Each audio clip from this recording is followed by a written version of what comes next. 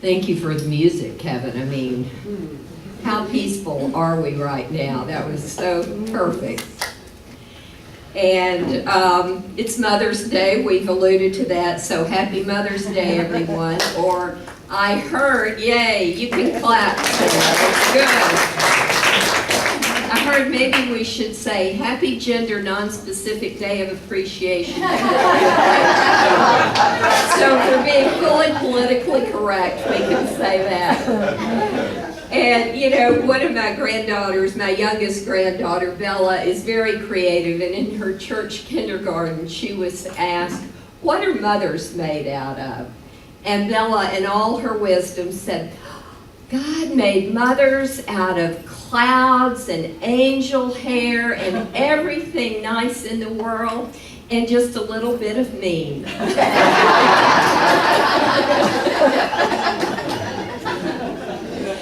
So whatever we call it, it's really a good day to be together, and I'm grateful to be here this morning. You know, this month at Suncoast CSL, we are talking about the essence of science of mind, the essence of our teachings. And Reverend Dr. Susie started that last week with a talk on some of the basics. And if you were not here last week, and I picked up one for myself, I want to listen to it again. We have extra CDs made back on our information table. So I'd encourage you to pick one up, because she broke down our teachings in a way that was so interesting and so easy to understand, and I think it's something that we all can benefit from as we move into more teachings today. And today we're talking about the divine feminine and the receptive principle that the feminine energy is in the universe. And it's that receptive energy that gives birth to new thoughts and to new ways of being. And men, don't leave, because we also need the masculine energy and the feminine energy to complete the whole. And of course, the whole is God. So I have a slide now about this. It is from Reverend Dr. Joseph Murphy. And he was a contemporary of Ernest Holmes, and this is what Dr. Murphy said. Masculine father energy and feminine mother energy represent the creative and receptive principles of creation, from which all things come forth in life. If your masculine creative conscious mind and your feminine receptive subconscious mind interact harmoniously, peacefully, and joyfully, the result of this union will be health, wealth, happiness, and abundant life. You will experience heaven on earth with effortless ease. Now, isn't that what we want? Heaven on earth with effortless ease. I thought, well, I want that. That's quite a promise. So we have two parts of the whole. We have the masculine creative conscious mind and the feminine receptive subconscious mind contained within that whole. We've got another slide. It's our teaching symbol in Science of Mind. And this is the divine creative process, and I think it'll illustrate it quite clearly. At the top, we have the masculine principle, or the conscious mind, which chooses and plants the seeds or ideas. That's at the top. In the center, we have the feminine principle, or the subconscious mind, and this nurtures and grows and births the new ideas. And in the bottom, we have the effect, or our desired results. That's what comes forth. So without jargon, the seed goes into the soil, and the result is the plant. And then we have the outside of God, and it's God that balances the masculine and the feminine. It contains and it transcends. And it's because we have the seed, the soil, and the plant, we need to be very, very careful about what we're planting, about the seeds we are planting, about the thoughts, because the female is receptive, that female energy is receptive. And you remember a few weeks ago when I spoke, I talked about planting crabapple seeds. If you plant crabapple seeds, Don't expect to harvest golden delicious. If you plant crabapple seeds, it will go through the receptive energy, and crabapples will be the result. So that's why in Science of Mind we work to recognize what our thoughts are, what seeds we are planting. And there is another slide from Dr. Ernest Holmes, the founder of Science of Mind. And here it is. He says, and he gives us a really different perspective on this. For in a certain sense, we are all mothers giving birth to new thought, new ideas, and new events. And why should we doubt that the same creative power which prepares a mother to birth her baby will not also prepare us physically and mentally to give birth to new experience? To new experience. And isn't that what we're here for? We're here to grow and to learn to use this creative power, which we all have. We already have it.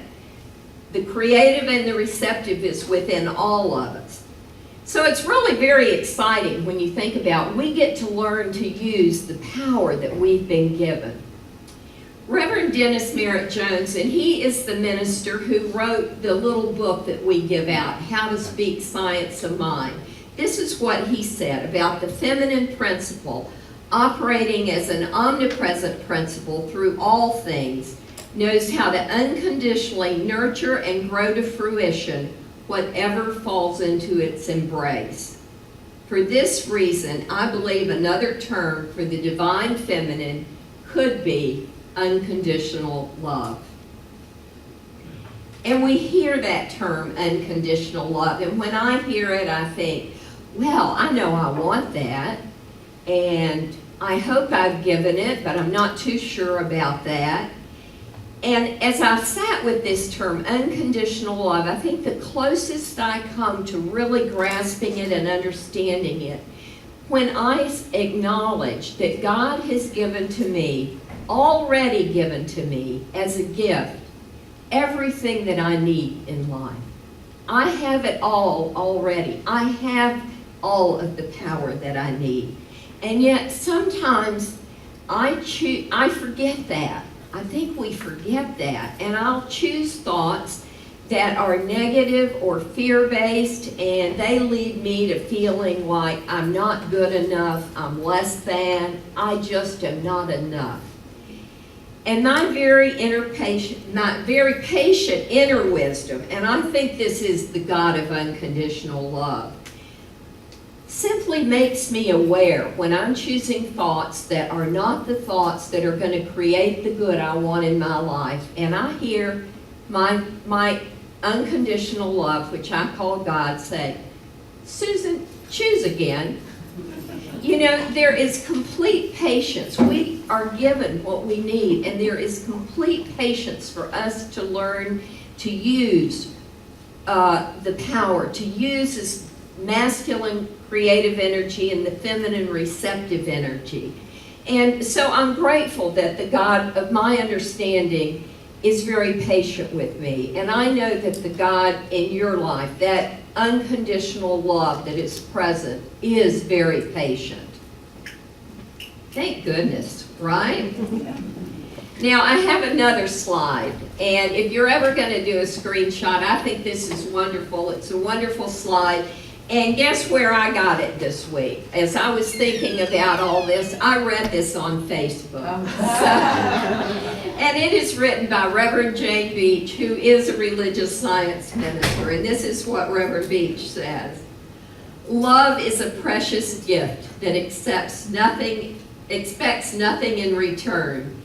At the moment of creation, the Creator gave each of us its unconditional divine love, along with the free will to choose our responses to everyday situations. No matter what choices we make in the ups and downs of our very human lives, we are cherished by the greatest love of all, simply because we exist.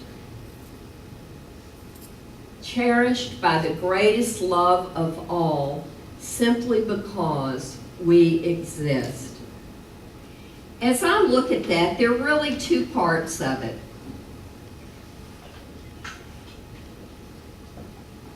And when we think of unconditional love, our task is to realize that we are already one with the all. We are part of this circle of wholeness and of God. We are one with God, the divine feminine and the divine masculine. We are unified with the creative power in the universe. This is our truth. And this unification is not something that we need to work hard and to strive to get or to find. It's something we strive or work hard to remember, because we are already one. We are one with God, and we are one with each other. And no matter how much we may have messed up in our lives, we are still one with God, that God of unconditional love. No matter what has happened to us in the past, no matter what our experience has been, nothing can change that we are still one with Source. And our daily work is to remember that and to use this power in our lives on a daily basis.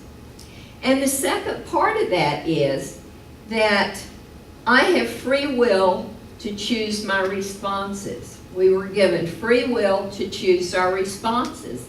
I'm always a choice. And I can go confidently in the direction of my dreams and my desires and my good, or I can choose to feel lack and limitation and that sense of not enoughness. I just made that word up. We're always at choice in how we show up in this world. And it's very easy to say, this is just how I am. I've always been this way. I can't change now. I'm too old to change, or I'm too young. Maybe I don't need to change yet. Look at the things that happened in my past. Look at my childhood. Look at the things I've done. I can't change. But that is not the truth of who we are. Regardless of our past and regardless of our culture, we get to choose how we want to show up in this world. I get to choose, you get to choose. Who I become is not my mother's, my father's, my teacher's, anybody else's responsibility. It's up to me. It's up to me. We are not victims in Science of Mind. We get to choose. We get to learn what our thoughts are creating. We get to change what our thoughts are creating. And we get to choose who we want to be with complete freedom. I mean, it's so wonderful. Page 143 of the Science of Mind textbook says this: we are always at choice. We cannot live a choiceless life. Every day, every second, every moment, there is a choice. We have the right to choose what we wish to experience. We have the power of choice, and we also have the power to take action. So whatever changes need to be made in your life, whatever changes you want to make in your life, be rigorously honest with yourselves and take the action. I know that our teachings are a program of action.